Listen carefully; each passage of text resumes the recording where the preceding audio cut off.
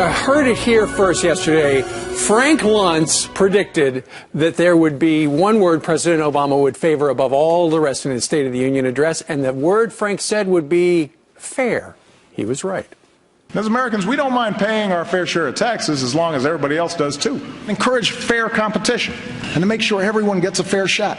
To give working families a fair shot is not fair to them, and it's sure not smart for our future. That aren't just free, but are also fair.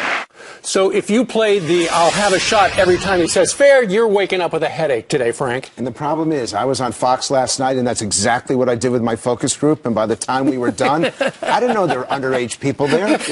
We'll see what happens. Yeah, that's a different take. But the problem is that it should not be that predictable.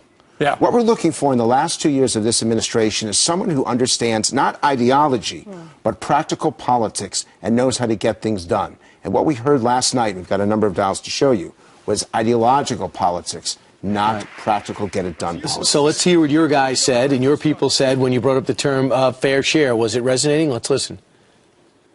That's what middle-class economics is. The idea that this country does best when everyone gets their fair shot. Everyone does their fair share. Everyone plays by the same set of rules.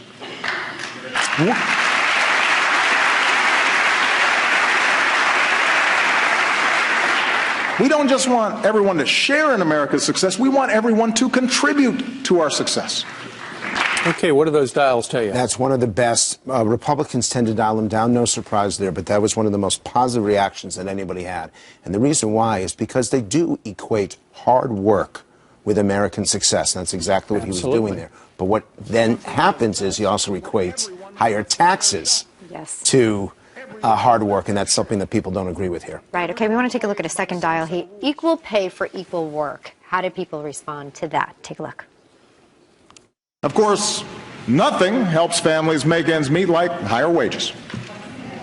That's why this Congress still needs to pass a law that makes sure a woman is paid the same as a man for doing the same work. Okay. Democrats love that. Yes, absolutely. Sure. And the point that you made was a point someone in the focus group made. As the speech is happening, they yell out, "What about the White House? Right. Why isn't there equal pay there?" But the point for the Republicans is that they've got to be careful that if they are seen as being hostile to equal wages for equal work, they'll have a problem. Are they in danger with the minimum wage, too, the Republicans? They are in danger, but if they talk about welfare reform that includes a work requirement, not only does that danger go away, but that's what Americans want. One term the president did not mention last night, and the first time since 2001, we never heard about al-Qaeda. Here he is talking about terrorism. Watch the dials.